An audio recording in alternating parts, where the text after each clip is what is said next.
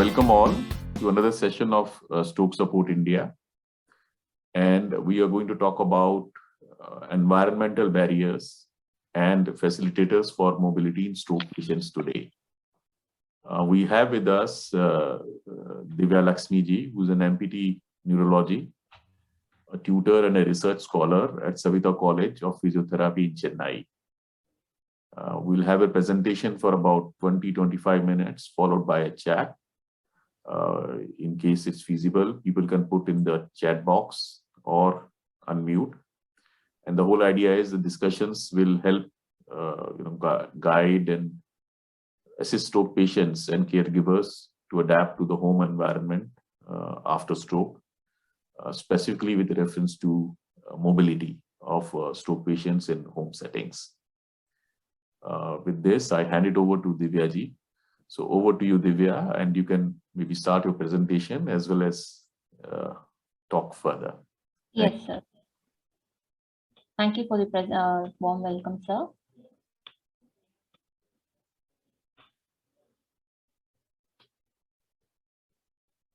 Okay, so today's session is going to be about the environmental barriers and facilities for the mobility in the stroke patient.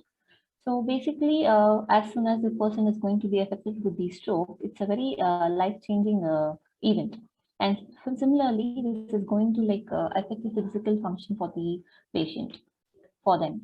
So basically, in this aspect, we're going to talk about the home factors and the environmental factors for this particular area. So when the individual is going to be affected, they have to understand about the cognitive aspect as well as the they have to function independently. And as we all know, the disability in today's scenario, it is being considered as a physical entity. But recently, it's a very complex and dynamic and it's a multidimensional term where the society, they observe it as a taboo. And the ICF and the WHO have recently promoted as a biopsychosocial model where there is a very dynamic interaction between the persons who are going to deal with this particular disability with the health conditions and the contextual factors. So this contextual factors basically deals with the personal and the environmental factors which is being faced by these persons with the stroke. And when we come and see about the environmental factors, so this is an area where the people will be living with different levels of functioning. And the environmental factors will be including both your natural and the built environment, and it is also dependent upon the products and the technology, and the support and the relationships, and similarly the attitudes and the services and the policies, which is being framed as a whole. And similarly, these environmental factors is being divided into two sections: the facilities and the barriers. So the environmental factors are being regarded as your environmental facilitators. So these are the factors which is going to promote or motivate the stroke survivors and the participants to increase their activity and the participation at your community level. And the environmental barriers are the factors which is going to decrease their participation at the environmental level. So probably when we go and see across the gate participation in the community, so this walking, the function is very essential for the stroke survivors because their major participation domains, the mobility, the self-care, their domestic life and the major life areas, and their community and civic life, this all are dependent upon the gait and their walking patterns. So these gait-related participation activity is required for them to do their everyday day-to-day activities like shopping, the walking, and the leisure activities. And similarly, this is required for performing both the indoor and the outdoor activity. And here, the gait-related participation is involved where you have the cognitive involvement also. And suppose if the patient is going to have the onset of their stroke, so post-stroke when they're there, their cognitive levels are going to be decreased. So at times, suppose if they have to do the activity of crossing a busy road, that time if they're going to have the decrease in the attention level, that time they're going to have the gait motions or the participation at the community level is going to be decreased for them. So there they have the anxiety levels for them to achieve a particular task. So we have a very correlation between both these motor and the cognitive functions for the environmental changes. So when we talk about the motor functions, probably it depends upon the factors like the leg strength of the patient, and similarly the balance and environment and the coordination with which they are going to exhibit the activities. And when we're going to talk about the cognitive function for performing or execution of these gait-related activities, so it requires a lot of specified and focused attention and the planning for execution of these movements. And as soon as the patient is going to have the stroke, so at different levels, they're going to have a decrease in their physical walking capacity in terms of their speed and the distance. And similarly, they're going to have their impaired cognition, and they're going to have the negative effects on these gait-related execution activities. And what happens is these stroke survivors, they will be having the difficulty in achieving the required level of gait participation in their real life situations. And they go into a point where they restrict themselves to execute those gait-related activities because of these different factors, multifactorial factors that we have discussed as soon as now. So we have the broad classifications of these barriers and the facilitators among at different stages. So first one will be seeing the barriers at patient level if they are going to have the effect of the stroke. So the patients are going to have the spatial neglect. So spatial neglect is nothing but the patient, as soon as they have the stroke, some people they're going to neglect about their surroundings, the basic day-to-day activities that they are going to do. And similarly, they also neglect the self-awareness problems that they have. And some people, they're going to have the low motivation and they're going to have the engagement at their daily activity level is going to be very low. And they complain of their physical weakness and along with their comorbidities.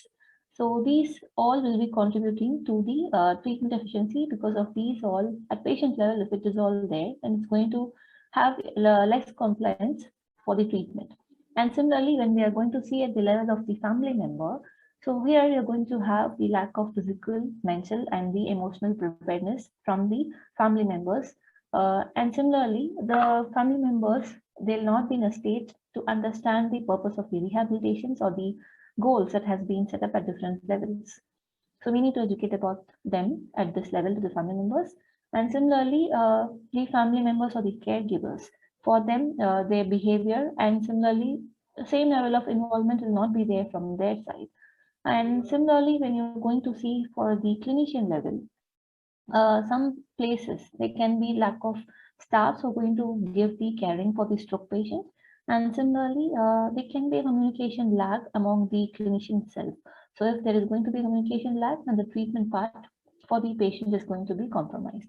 And at the hospital level, at the urban centers, we are going to receive the stroke support for the patient at a very good level. But when we are going to go for the rural level side, so you're going to have the facility and the equipment. There will not be availability of the specialized stroke care for the patient. And similarly, when you're going to go for the healthcare system, so there is going to be there are some places and all there is going to be a discontinuity in treatment for the patient, or they can be you can have the similar insurance. Some patients have to they have to pay their own money if there's going to be a lack of insurance schemes. So these all will be depending upon the healthcare systems. So when we're going to go for the facilitators, it depends upon the patient characteristics, their own level of achievements when they, as soon as they have a stroke, when they're going to motivate themselves, push themselves to do all the activities. And at the family level, they're going to go for the positive environment that has been received from the family members. And similarly, at the clinician level, when we are going to go and see, there's going to be the pre-support and the support staff availability, and the support from the particular managers and the physicians who are going to treat the patient. And at the hospital level, it's going to be the facility and the equipment resources and the different research collaborations which are going to be there to provide the maximum stroke care to the patient. And similarly, the education programs which are going to be designed for the staff, which is going to go for the betterment of the stroke patients. And similarly, at the healthcare system levels, where there's going to be the amalgam of all the facilities at the different levels, ranging from your patient to hospital, these all together is going to be a amalgam of your continuity care at the healthcare system. So when we are going to discuss about the barriers and the facilitator factors, so this is broadly divided at different levels. It is mainly categorized by the international classification and the functions. So we have at body function and the structure level, the activity level, and the participation level, and the personal factors and the environmental factors. So body function or structure level will be dealing when the person is having the active participation from their side, and the activity level is nothing but they are willing to perform the activity on themselves, and the participation level will be dealing at the community level when they're going to execute the particular task that has to be done by them. And the personal factors and the environmental factors together will be contributing from the patient's own side. So when we will be discussing about the barriers at the functional levels, so here we'll be having the three categories. The initial, it is the neuromuscular, skeletal and movement related functions, and the sensory functions and the pain, and the mental functions. So when we are going to talk about the neuromusculoskeletal functions and the movement-related functions, the patient is going to face initially the motor impairment. So motor impairment is nothing but when the patient is going to have the lack of muscle strength in their stroke-affected limb. Either it can be upper limb or the lower limb. And similarly, if they're going to have the decreased muscle strength and the decreased endurance. So endurance is nothing but when the patient is going to have the lack of ability to execute their activities, and they're going to have the less cardiovascular capacity and the respiratory capacity to execute certain actions. And the decreased coordination, when as soon as the stroke is going to be there for the patient, some patients will be having the fine and the gross motor skills to perform the execution of the activities. So the normal level of activity will not be there for them. And similarly, the patient is going to have the fatigue and the stiffness as soon as they're going to have the stroke. So either it can be at the chronic stroke level or at the subaacute stages. Some of the examples that the patients are going to quote at the neuromusculoskeletal or the movement-related functions. So some of the patients that I have come across, they have stated the sentences like they're going to have the lifting the affected leg. If they're going to lift it more than their comfortable range, that is difficult for them. So they have stated that more than that, if they are going to lift it, then they feel the limb heavy because of the passivity or the flaccidity in the limb. So because of that, they're not able to do that.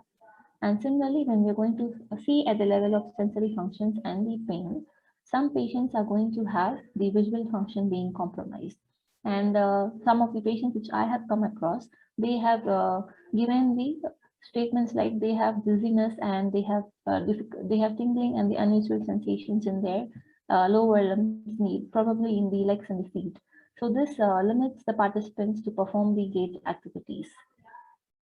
And similarly, when we come across the mental functions, that time, if the patient is being posed with the dual task, so simultaneously, if we are giving them the dual task, then they have difficulty in performing those activities.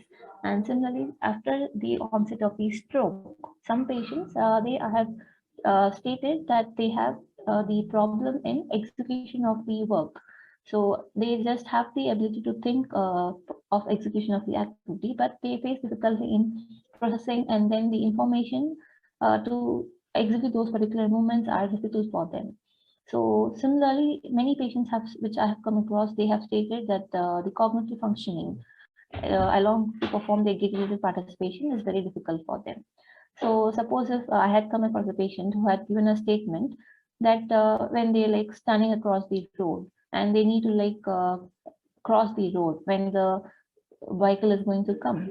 So they'll be thinking that they need to go forward, but they have a delay in processing that particular information. So there is a, because of the neuronal delay in processing, so they have the particular difficulty. So the cognitive functioning that becomes a very impairment for them. So that has to be taken care for particular patient. And similarly, the next factors that we'll be seeing is when the patient is going to be seen at the participation level. So at the participation level, so we have the involvement of the patient at their domestic life, their mobility, the major life area, and the community and the social and the civic life. So when we see about the domestic life for the patient, this mostly acts as a facilitator for the patient. Since some of the patients, they will be like reluctant to go outside the house in the community dwelling. So when they are being given the task to perform the household task, they quite are motivated to do this because that is there within their control.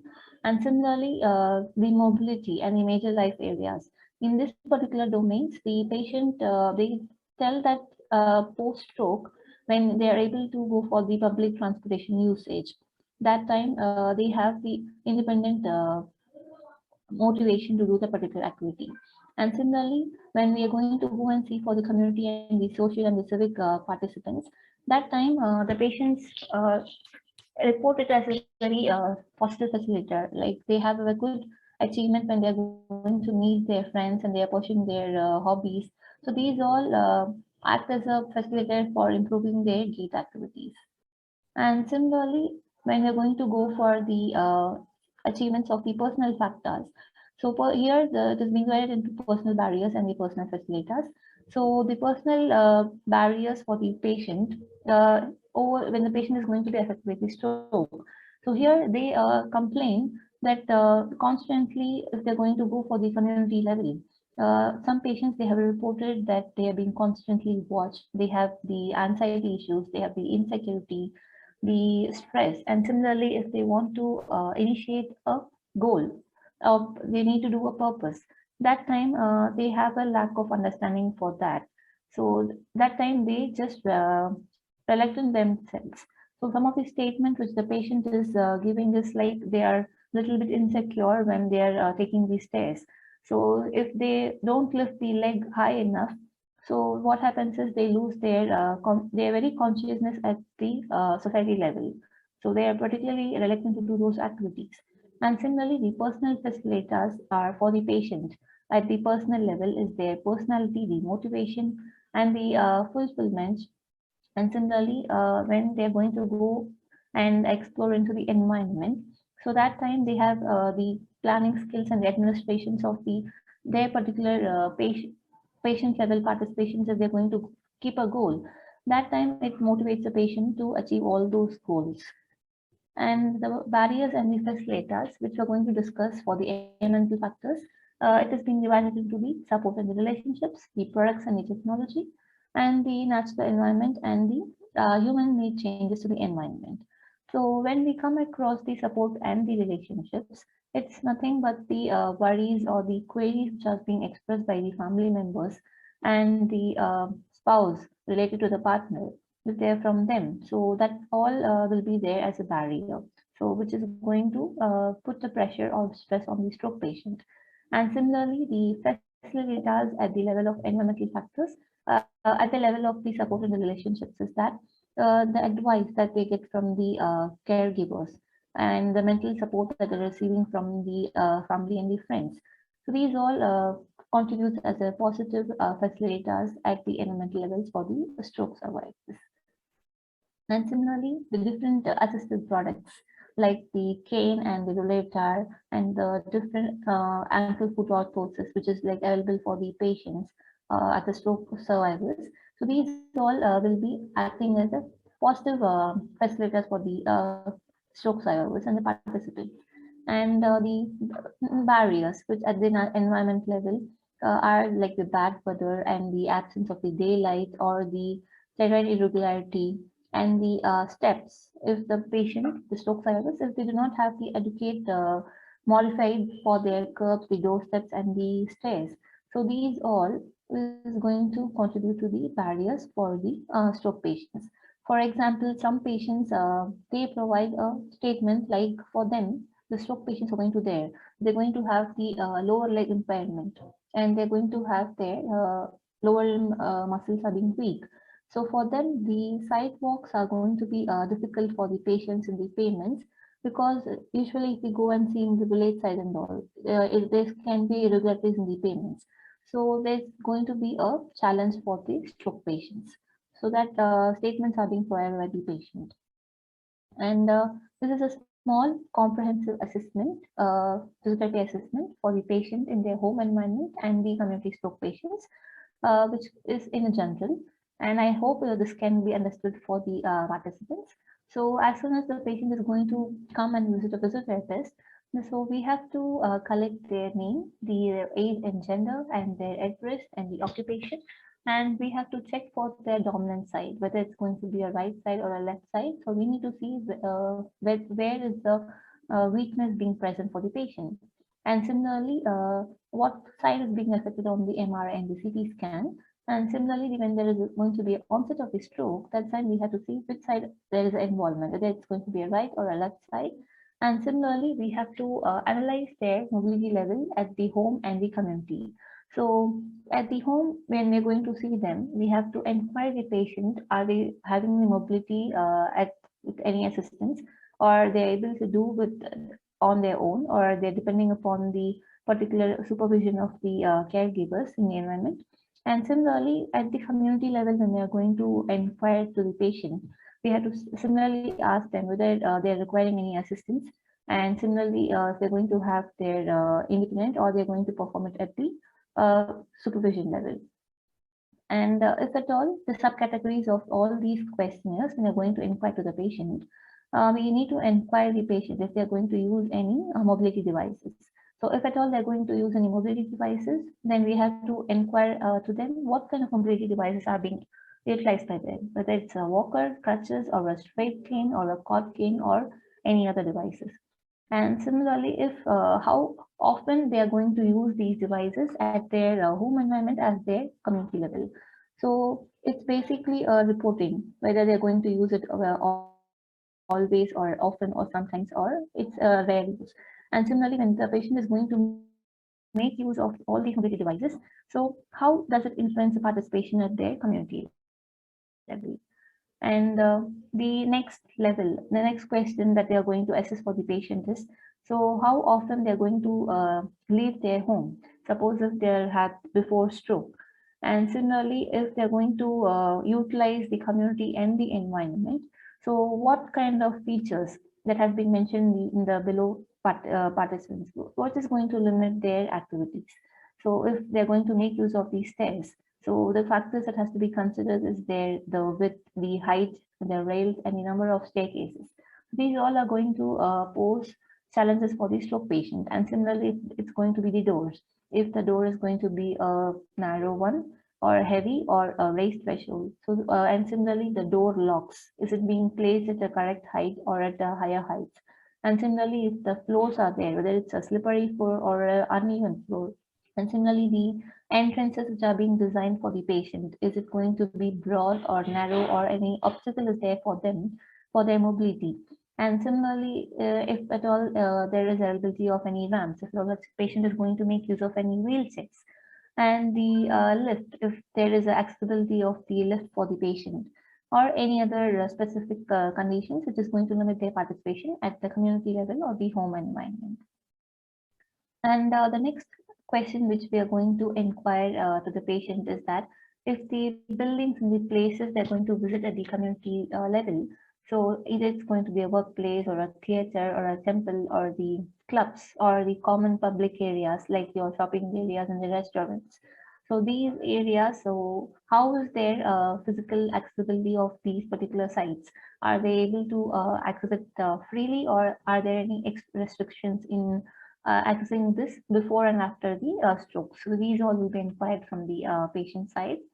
And similarly, if at all they're going to make use of these all access sites, then we have to check whether for the stroke survivors, the following eligibility is there or not. So whether there is availability of the ramps or the lifts and the stairs and the appropriate doorways for them and the floors for them, and are there adequate seating arrangements for the stroke survivors in the public areas.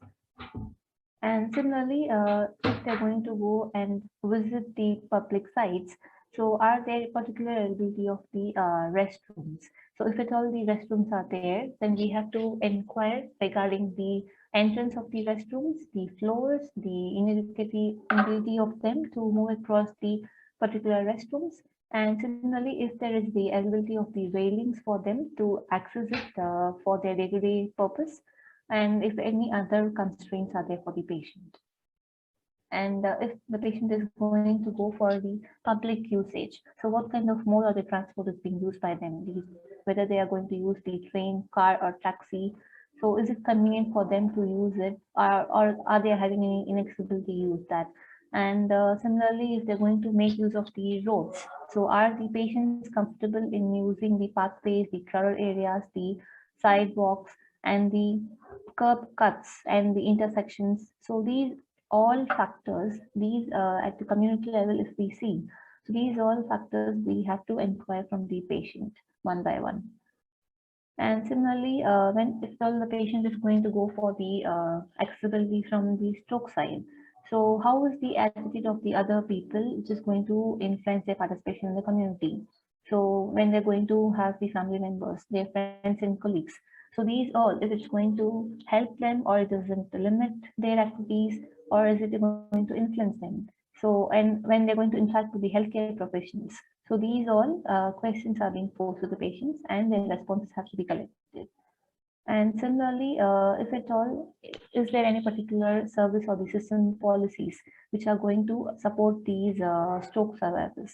Then we have to inquire about the public or the private insurance programs, or if they are going to work at many places. So are they going to have any financial compensation programs for them offered at their workplaces? And are there any transportation or the service systems? And if at all these services are being provided for the particular patients, so how does it influence at the participation level in the community? So the patient has to be inquired at this level also. And if the patient is going to be using the environment, then is the patient having the exposure to the noise or the light or the particular weather conditions like rain, and the different conditions when they're going to interact with the community. And similarly, when the patient is going to go into the interactions from the community, so what are the expectations that the stroke participants are going to have from that particular area? So this is a small assessment form which is being like done from the physiotherapy point of view. So this history is being collected and it is being designed for the patient. And when we come into the intervention part, so there are two types of intervention. If I may Yes, sir. interrupt here. Yes, sir. Yes. Yes, sir. Yes, sir. This is a survey that you have done, or this is a survey that you plan to do? Actually, sir, this is a form that is being framed, and I'm just planning to go ahead with the survey. So if at all feasibility is there, then we can go ahead. Okay, so as of now, there are no such data collection that you have. Yes, sir. This particular. Yes, this is sir. just Yes, something which is planned. Yes, sir. It's in plan. So just done with 2 or 3 patients. I have received some positive responses. Okay, maybe when you while going forward, we can focus on your experiences as to accessibility on some of the Yes, sir. about how have leave aside this survey, what has been your experience so far. We can focus on that. Maybe you have some examples that you can also share with us. Yeah, please carry on. Yeah, okay. Yes, sir. Yes, sir. So the basic intervention programs that we will be advising for the patients when they're going to have these environmental barriers is that mostly we have to focus on at their cognition level. So we'll be advising the patient to not to give up, and similarly they have to push themselves to do the activities. And similarly, if they're going to have the activities that they are being performing very slowly, so they have to take time, and they have to do they have to break the activities smaller, and they have to gradually build up those, and they have to perform those activities. And similarly, if at all they're going to have the stroke, they have to accept it. So the impairments which are there for them, they have to listen to their body, they have to be positive, they have to be patient, and according to that they have to adjust themselves and make plans, and according to that the exercise plans has to be done for the patient. And if at all the patient is going to be there for this particular sessions, so they have to interact with the other stroke survivors, and they have to constantly like not think about the same problem, and they have to think about what can be done for the future purposes instead of the impairments they're going to have. And when we are going to go with the action plan, so here will be mostly the patient is going to deal with the post-stroke fatigue. So they have to know what kind of activities are going to make them tired, and they have to learn about the fatigue, and they have to find the ways to manage with the fatigue. So they have to make the lifestyle modifications, and they have to indulge in the regular exercise sessions to make these fatigue levels at moderate levels. And similarly, if at all support groups are being needed, they have to talk with their colleagues to help them with their mobility and the communication purposes. And at the work level, they have to take sufficient works at their work sites. And if at all on a prescription from the physician's recommendation, if at all they are having the anxiety or the depressive issues, then they are eligible to take the antidepressants. And if at all they need to do some work, so they have to have the planning in advance, and they have to be very particular about doing work.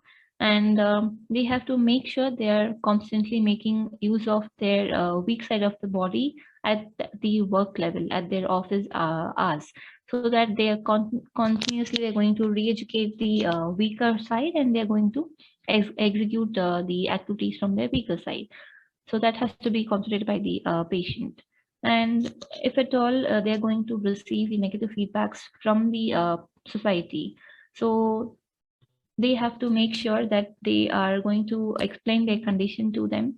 And similarly, they have to provide the adequate information at the work areas and all. And if they, at all they're going to receive some negative comments from the particular society, they have to constantly ignore about it. And if at all, if they want to discuss about these particular things, they have to have a discussion with the general physicians and the family members, and positive comments has to be there, so that they can have improvement in their treatment goals. And adequately, if at all any local support groups are available, then they have to get enrolled into that. They have to make the lifestyle changes, set goals, keep themselves active, and whatever physical impairments are there for the patients, so that has to be reduced, and they have to give the active interaction. So this was my end of the presentation, sir. Okay, well, Yes. Thank you very much, Divya. Yes, sir. I see is mostly, as we are most of us here, not physiotherapists. Yes, sir. We are, as you know, from the patient side or from Yes, sir. caregiver side. Yes, sir. So I wonder, it will be maybe much more useful also if we have concrete suggestions. Okay, sir. For example, when you say using humor when dealing with negative comments. Yes, sir. See, the issue with stroke, as whatever limited knowledge I have, is twofold. One, we or the stroke affected, yes, there is a disability, some of which is apparent, some of which is not so apparent. Like you mentioned about cognitive difficulties, for Yes. example, or speech difficulties that we have sometimes. So even we cannot understand those, situations. Yes. As a patient, it is going to be very difficult for me to even elaborate and talk even to my family as to the frustrations or the difficulties that I am having. So I think, I don't know, it's subjective, but it is more perhaps the role of professionals there to understand the situation, evaluate the situation, and tell the family firstly that these are the situations which they can help and how, and these are the situations which perhaps they have to just, accept it and take it slowly. I don't know if you have, going forward, maybe in your studies or maybe in your practice. Yes, sir. You will have, concrete examples, or maybe we can talk to the group also, 7-8 people that are here. Yes, sir. What are the, the more, let's say, concrete examples they have? Firstly, how to adapt to the limitations that, exist. For example, you mentioned about ramps, you mentioned about doors and handles. I don't know, maybe there are implements that people here are using to handle those kind of situations.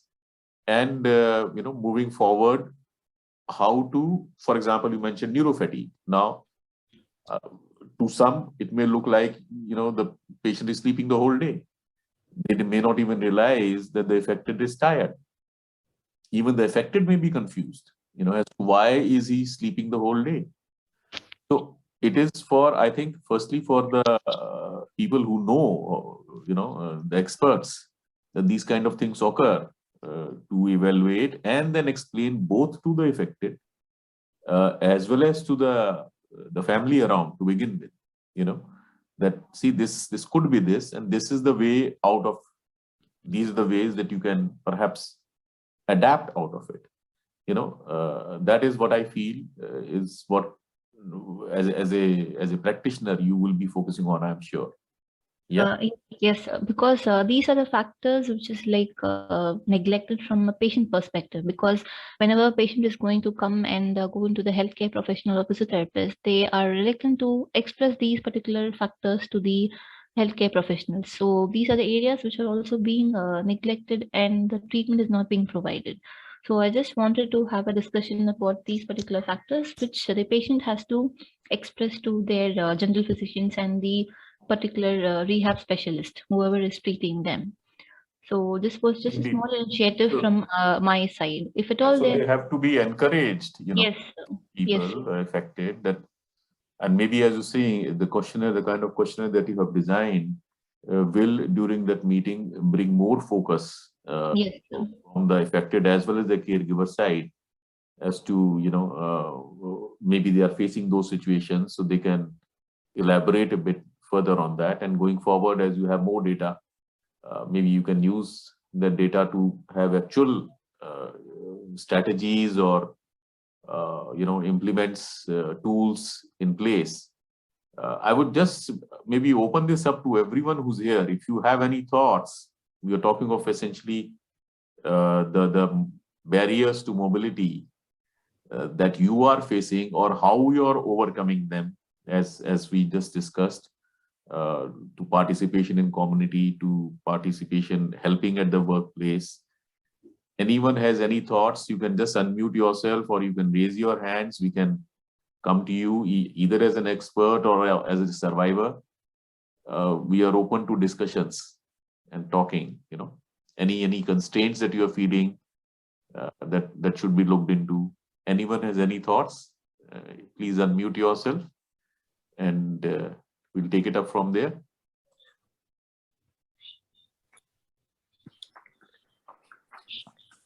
This is Pranima. I'm an occupational therapist. Thank you for your presentation. Nice. That's thank good. you, thank you, ma'am. Thank Yeah. you. Yeah, just because I'm an OT, like you brought a very good point about the adaptations and the modifications in the home. When the patients are being discharged from the hospital, nobody's asking them, how are you going to go to the bathroom or shower? How are you going to bathe yourself? So those are the questions even the professionals should be addressing when they see the patients even at home. So asking the patient and the family to find out, what are the barriers you are experiencing to, when you're seeing the patient. So very functional aspect is being missed sometimes in the process of just doing the exercises. So that was one point. You brought it up a very good way, thank you for that. The other thing I just want to add, the cognition and Hardeep ji, you brought a very good point about, when the patients are sleeping all day, the family does not understand that the brain is recovering. And when patients are being discharged home, there is a lot of fatigue. बहुत थकान लगती hai, and it's across the board. One patient is not going to say, oh, I feel good when they come home from the hospital. So it takes time. And the third thing is the cognitive limitations are not seen, they are experienced. So the patient and the family, they have to address the safety of the patient, because sometimes they are not realizing that there could be a problem with their thinking process. Cognition is basically a thinking process, and you can't see it. It's just people, may do something that's very unsafe. And last point I also want to bring up is the vision. The vision becomes, sometimes there's a loss of vision on one side. Patients are going to be bumping into things. They can fall quite a bit.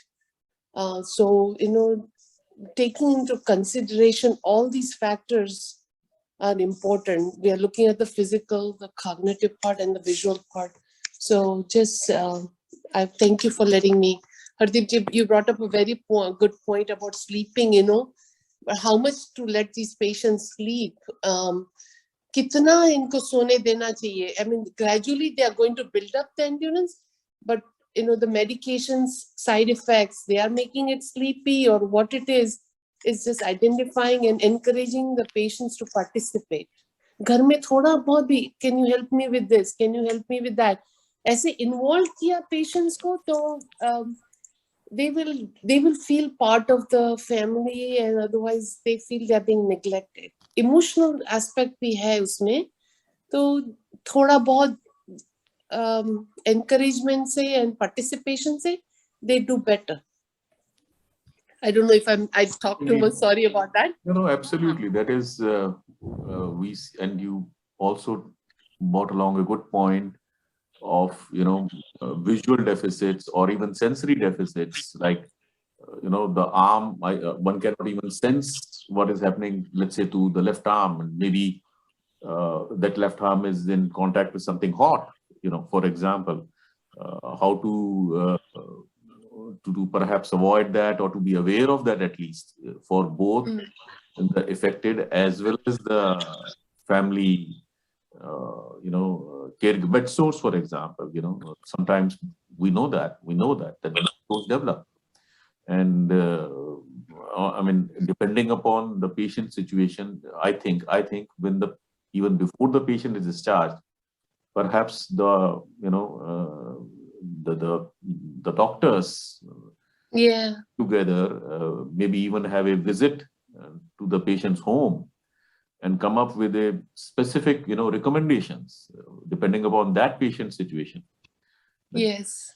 Going forward, when you go home, do this, keep these things in mind, and of course this is the helpline numbers. This is where you may need to contact us, so that the continuity is maintained. Definitely, we know that what happens most of the time is the patient is out of the hospital. Well, he's out. Then it's no more the hospital's responsibility. Maybe there's no billing being done. So okay, all the best to you. Gets into different physiotherapists, different speech therapists, perhaps different other therapists, maybe with their own perspective. So I think that continuity is very important. Yes. Can I just bring one point, Hardeep ji? You brought a very good point of doing a home assessment. Here they do go to the patient's home before the patients are being discharged from rehab department. Not all the patients, of course. Only if they are in rehab, they get to have a home assessment. But because of the COVID situation now, they have started doing virtual home assessments. Rehabilitation is being done now. Yes, it's all virtual. So it's a good point, how the patient is going to enter the house, how he's going to go inside, if he's in a wheelchair. कितना सोचना पड़ता है कि ये wheelchair घर में जाएगी कि नहीं. That is also another big thing. There are a lot of buildings, there are no elevators. How is the patient going to go upstairs, second floor, third floor? So so many factors, are to be considered when we are thinking of the home modifications, or, the very good topic and very important topic. Thank you for presenting on that. Yes. Yes. But beforehand, virtual assessment करना जरूरत है. Zoom कर सकते हैं, FaceTime कर सकते हैं, जो भी हो. जरूरी है कि patient घर जाए उसके पहले कुछ भी पता होना चाहिए सब therapist को. They should be aware कि patient घर पे कैसे जाएगा. That's the question. हाँ, वो तो करना पड़ेगा मैम, पर पेशेंट को वो अवेयरनेस हम लोग को देना पड़ेगा. Families, patients, families, yes, दोनों को. Yes, it's an iterative process. Both the patient, the families, it's a continuous iteration between the caregiver, the doctors, and the family. Because I did not even realize that we घर के अंदर नहीं जाएगी till the wheelchair is at the door, and then I say, okay, as a family, those things do not strike one, because you're not seeing those things. Yes, ma'am. As you have mentioned about the tele-rehabilitation, recently in India also there was a study being done along with the foreign collaborator. A particular healthcare professional, he had devised a home care app.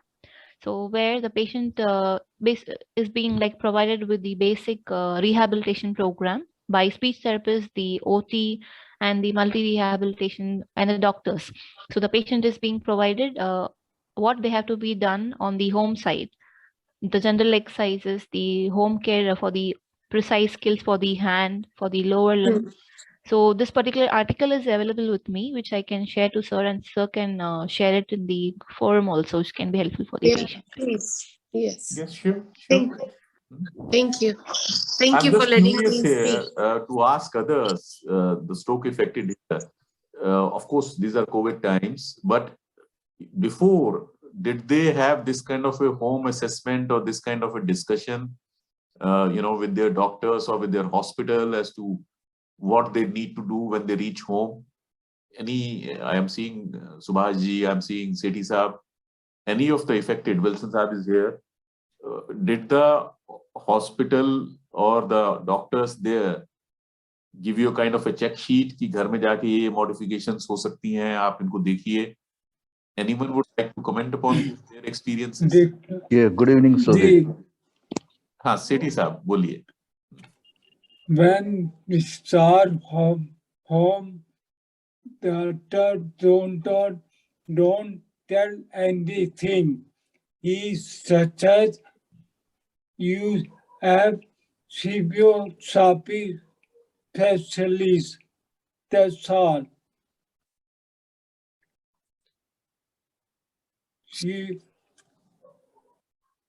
They do not tell anything how to behave at home.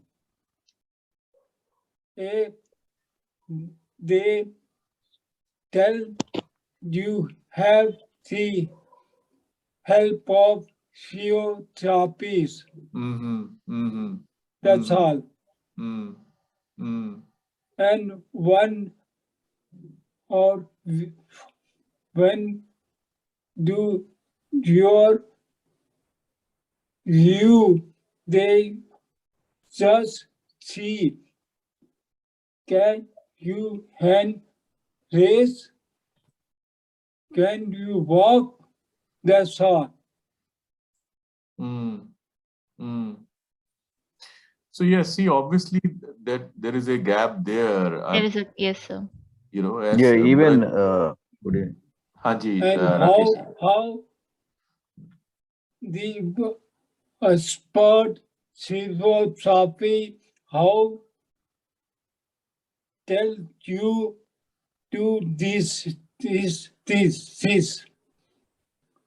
When I have a check those 2015,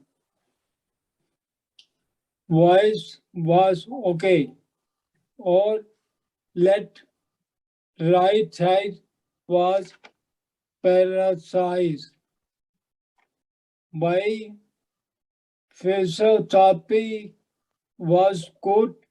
He duty 1 hour per day, and I exercise myself for 5 to 6 hours, and I recovered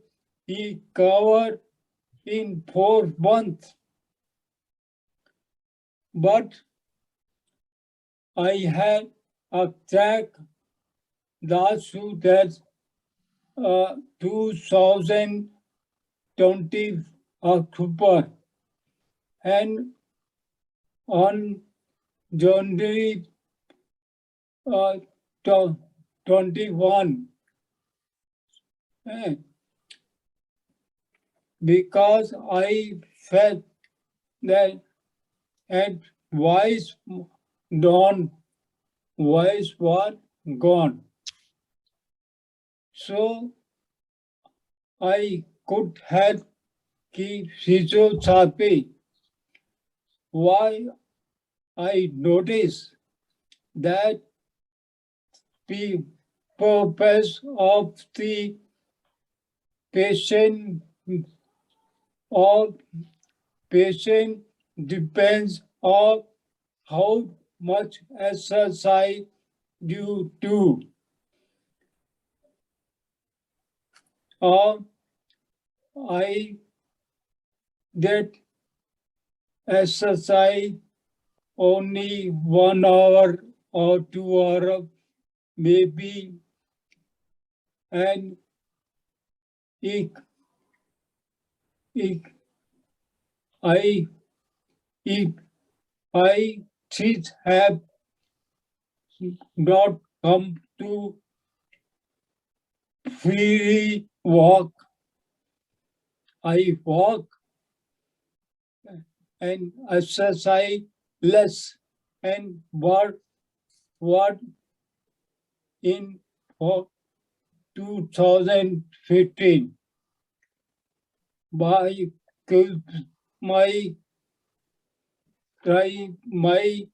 reaching that how much exercise do your recovery when on that.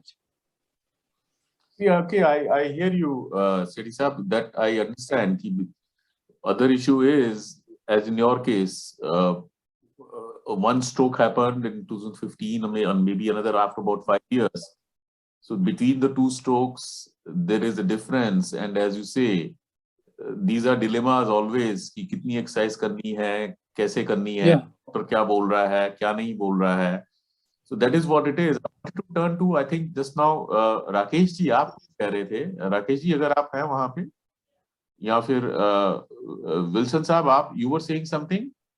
I was seeing in the chat some comment. Yes, sir. As I completely agree with Aparna ji, उन्होंने कहा कि doctor they just give you a discharge card and the schedule. कैसा करने का? After that, what is the care you need to take? You don't know what exactly you need. Abhi, when this is my personal experience, I was taken. I mean, I was forced to sit on a wheelchair, and I was taken to a cab. And since the hospital is hardly 5 minutes from my house, I was brought to my house, but I had to walk. That is, the compound is there, so the cab doesn't go inside. So I have to walk a bit, somewhere around about 30 or something meters, 30 or 40 meters I have to walk. So it was not possible for me to stand up or walk or something. I had to keep my hands and shoulders of two people, my wife and my brother, and somehow I did not get a stretcher, but somehow it took me almost half an hour to walk in the sense one step, baby step, likewise somewhere I had to take. And then I was brought home and I was so exhausted, and I have to lie down. But just So to just that, to Wilson Saab, just to carry that line of thought a little further, how do you think the hospital may have helped you at discharge? You know, to analyze that you will have some steps to walk, and so this kind of let's say assistance. Nothing. The thing was that my physician, where I was admitted and all, likewise, I was so much irritated, or I was so much this thing, that what sort of services they're charging a very heavy bills. They're charging according to the Bombay very commercial way. They do not have enough even time also to speak with the patient. They are not giving any special this thing. And also after this thing, even now it is a very this thing, as a activist or something, when I'm working, the doctors, they're having two practices, OPD and consultation. When you go in for a consultation, they are going to charge you 2,000, 3,000, 5,000 rupees per consultation, where they are going to give you time. They will consult you for somewhere around about 20-25 minutes nicely. But when you are going for an OPD, OPD will somewhere around about 1,000 rupees, 800 rupees, but they are not even going to give you 1 minute. So this is the commercialization, what it is happening into the medical field, how the doctors are behaving. So that is definitely not at all acceptable or something like that. When you are giving more money, then they are giving you more time. When it is coming to OPD level, where 800, 1,000 rupees you have to pay here in the Bombay rate, I'm telling you. Of course, in hometown or my native place, the OPD is costing you somewhere around 300, 500 rupees. Not that much.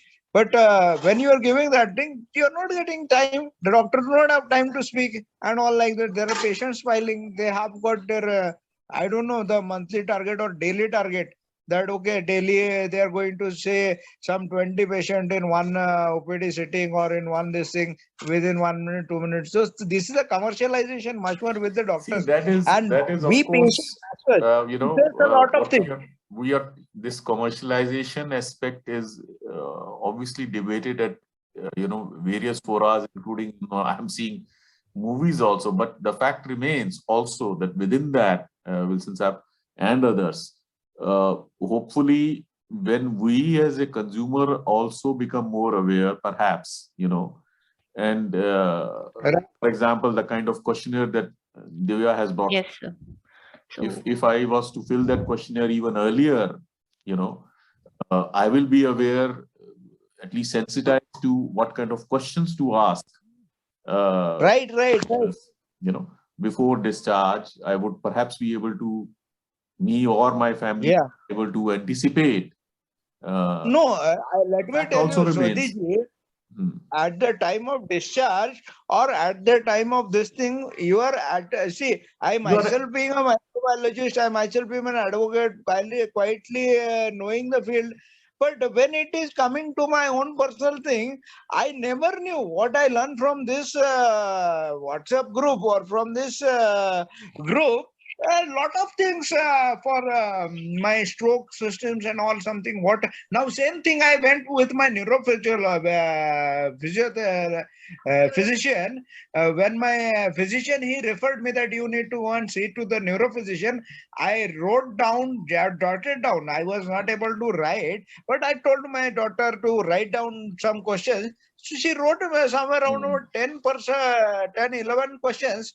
I made a list that what I have to ask to the doctor, so that I'm not going to consume his time, or I'm not going to be, I have to be precise on such and such questions I have to ask. But doctor, he was, though I'm giving a consultation, though I'm listening, he is giving me only limited timing. That is true, because you see, it also, I was actually in some conference call someday. There is a host of factors coming together there. Right. There are. We were talking about how many, neurologists and neurosurgeons every year pass out. Yeah, very less. The figure is roughly about 300. About 300, Yeah. that's what the figure that I was told. So to begin with, the fact of the matter is, and that is why obviously it reflects in the market also, that is in the charges and in the availability of services. Yeah, definitely. Comes around to that. So within that, we have to see, we as a stroke support, as a stroke patient, when we are going now, what issue I am facing right now with 8 days prominently, I am seeing that now I am losing my temper like anything, whether it is an effect of some medicines or something like that, because I am taking one neuro. I have to go tomorrow or therefore tomorrow to my physician also and to my neuro physician also, so that I should say also I am getting a little bit pain in my affected hand, forearm.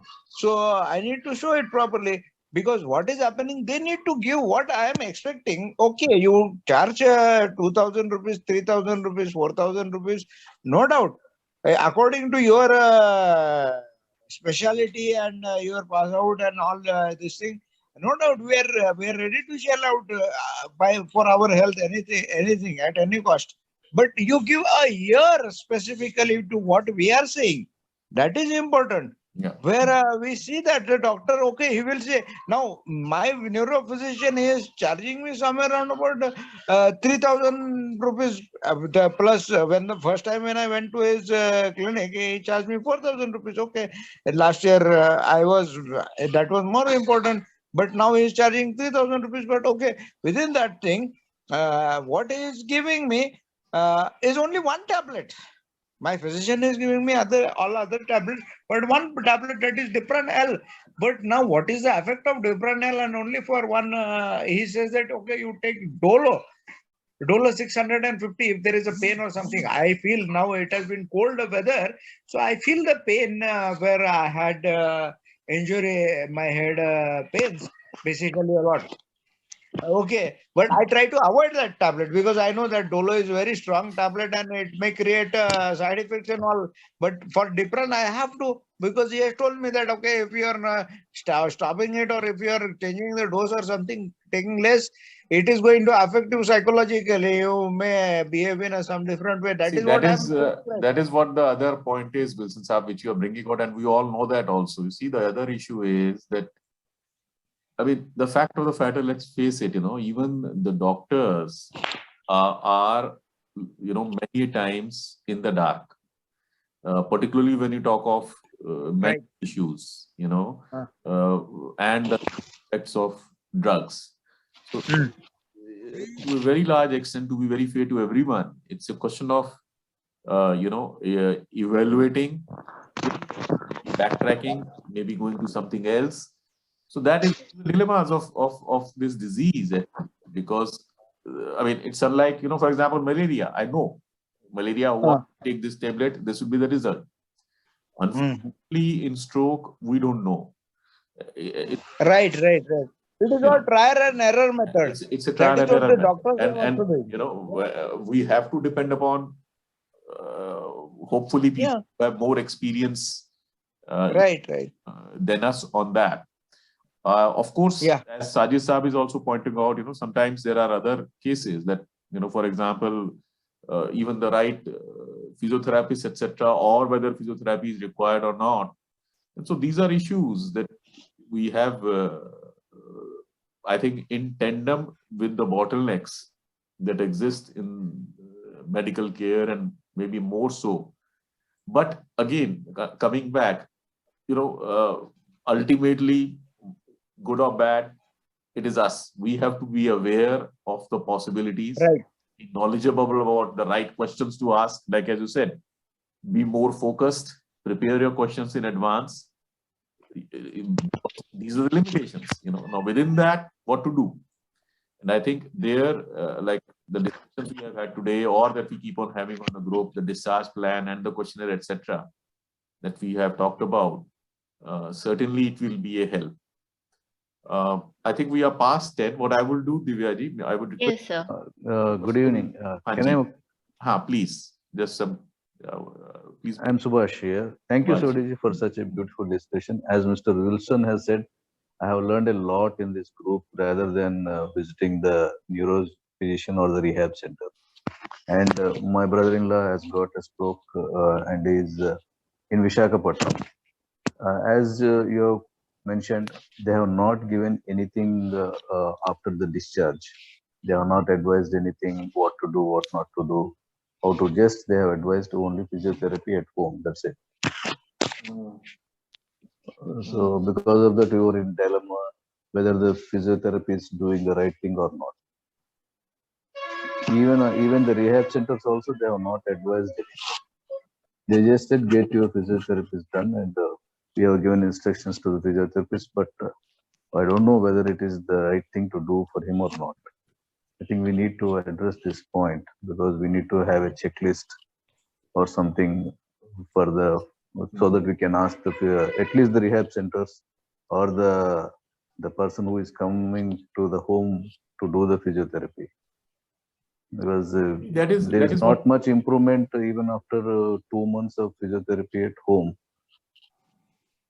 See, that is where it is, Subhashi, as we were talking about. You see, it's an iterative thing. Of course, one is having prima facie or knowledge that we are a little bit aware of what is. to be very frank, again, at the same time, we like, it does happen sometimes that one physiotherapist is not working for whatsoever reason. Maybe other physiotherapist comes in, he gives some results. There are some changes made. At the same time, yes, perhaps some things take time also. And this is again, as you know, we keep on discussing timelines of stroke recovery. It is very apparent from there also that the variance is high. But ultimately, yes, I think groups such as ourselves, what we do try is to at least point the various possibilities, try to make awareness amongst ourselves as to the various possibilities. What may Yeah. for you may not work for me. Fact is this. Yeah, but we can have a comprehensive checklist. Yeah, at least I'm aware. And as you said, we can build those checklists. There are some more that I am aware of. I will share that also. And Divyaji also, and all the other physiotherapists, please do. I would request you to share anything from the layman's perspective, anything that we should ask as we are talking in this fora. Your time is more effective as an expert. At the end of it, I think even the doctors want, the patient to improve. I'm sure. So, anything. Doctor will not tell anything. So that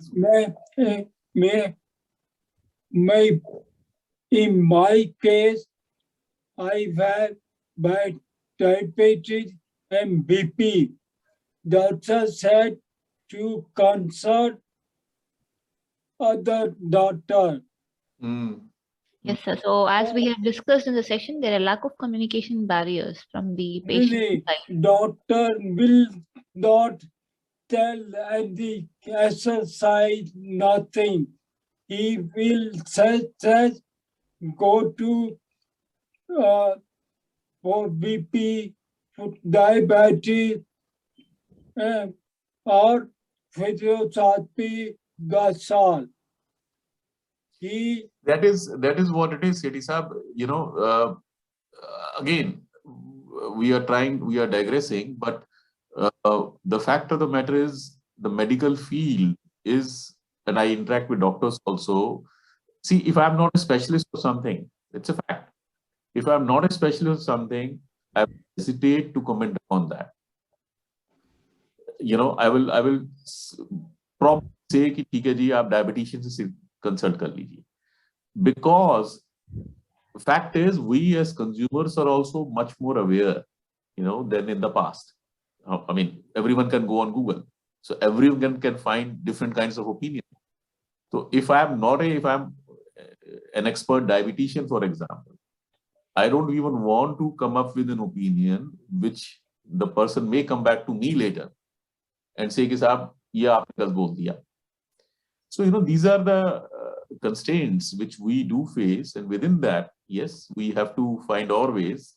I think it's pretty much all the same, even in other territories, even in the US, etc. In fact, I know NHS, for example. I can give you a very clear example. My sister is in the NHS in UK, and I think there are others here.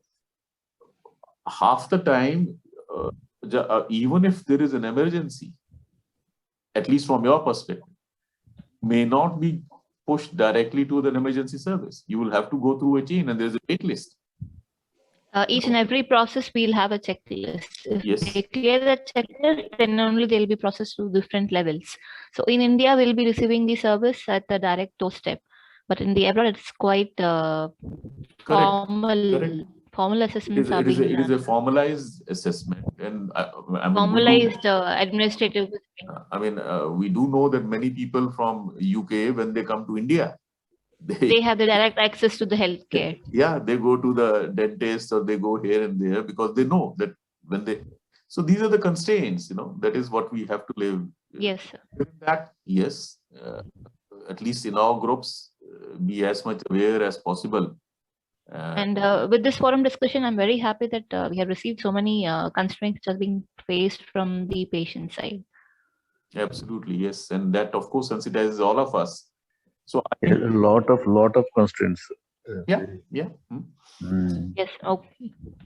So I would request you, Divyaji, if you can share that, and anyone, all the other Sure, sir, sure. This is something that I will bear in mind. We keep on sharing these kind of checklists. Maybe if time is there, maybe we can have a survey among the group members itself so that we can have the gaps and discussions about that in the further sessions. How much time it will take? No, in this one, I would suggest, because I think it will take some time. So Yes, sir, it will take share it some on the time. group. We need more components to be added in the particular. Yeah, you can share it sector. on the group, and Yes, sir. we can also disseminate for different other platforms as well. WhatsApp. Sure, sure. Yes, sir. So I'll we can share have more responses. So fine, then I'm closing the meeting. Yes, sir, we'll close.